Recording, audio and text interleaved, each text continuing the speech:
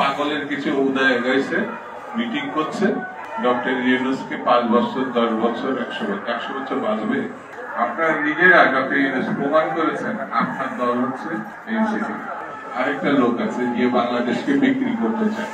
এটা আজকে সভাপতিকে জানতে হবে যে ক্ষুধা কখন লাগে, কখন মিটিং শেষ করে পতন স্বৈরতন্ত্রের পর, ফ্যাসিবাদের পর। আমি আনছি না আমার ছোট ভাই আনছে, এটা নিয়ে আলোচনা দরকার আছে। তাহলে পরে গণতন্ত্র বিজয় লাভ, গণতন্ত্র বিজয় লাভ করলে এটার উত্তরণ দরকার। উত্তরণ মানে নির্বাচন। কিছু পাগলের কিছু উদয় হয়েছে, মিটিং করছে। ডক্টর ইউনূসকে 5 বছর 10 বছর 100 বছর বাঁচবে।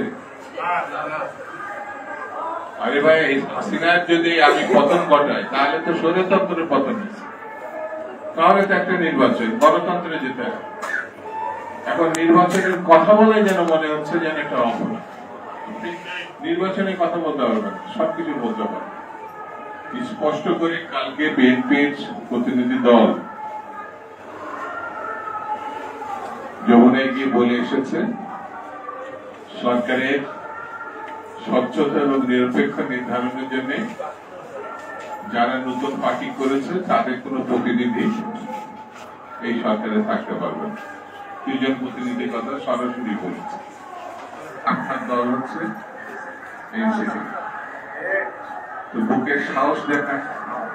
আপনি নাকি সারা বিশ্বে পদক পাইছেন, আরো কীর্তি পাইছেন, কিন্তু অং সান সুচির মতো আপনি ডেমোক্রেসির জন্য নোবেল পান, আপনি গ্রামীণ ব্যাংকের জন্য নোবেল পাইছেন, আর আপনি নোবেল পাইছেন। সেই জন্য গণতন্ত্র আপনি বোঝেন না, এটা আমরা বুঝি, কিন্তু এর কোনো বিকল্প নাই, কোনো বিকল্প নাই। আমি বেশি বলতে পারবো না, শুধু এই কথাটুকু বলে আমি শেষ করি। আপনি যদি 2 জন একটি দলের প্রতিনিধি বাদ না দেন, আর যে দেশ বিক্রি করতে চায়, এই জন্য স্বচ্ছতার জন্য, গ্রহণযোগ্যতার জন্য নির্বাচন খুব জরুরি।